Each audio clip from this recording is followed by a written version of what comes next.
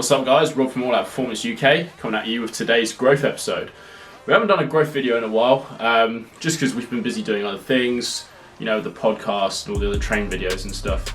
Just been a lot on our plate, but recently I did an exercise which I think will be great to share for some of you guys out there that need a little bit more variance with their training. So I was doing a upper body day, and a lot of my upper body weakness areas are my triceps, like locking out the movement, especially with bench press. With my bench press, I tend to get about halfway up, and then just where I feel like I need to just do that last little bit of lockout, that's where my sticking point is. So I've been spending a lot of time working on that. The session I did this week was with the football bar, so I did what we call a pin press, or a rack press, some people might call it that, with the football bar with narrow neutral grip, and just working on driving through there. And I worked up to a heavy single for that. After that, I moved on to my sort of accessory weakness movements, my sort of hypertrophy stuff. So for that, I did something called a Tate press, and this is the movement I want to share with you today. So a Tate press comes from the guy called Tate, who used to train at Westside, now runs Elite FTS. And the Tate press is a way of strengthening your triceps and locking and working on that lockout weakness. So hence why I'm doing it today and sharing it with you guys.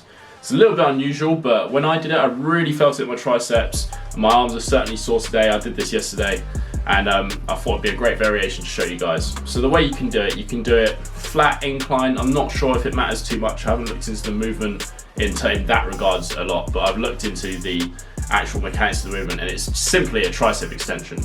It's just an interesting way where you control the descent.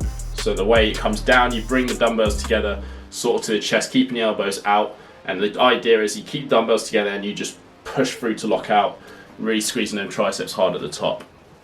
Interesting way, but what I thought would be really cool is using it in a superset fashion. So you could do flat dumbbell press, and then you could switch over as a superset straight onto Tate press, and you don't have to move very far. You can just stay on the bench and do it that way, which is something I'm definitely going to be experimenting next week as my progression. I'm actually going to add a different exercise, but keep the rep range the same. So I did 20, 15, 10 in terms of sets and reps.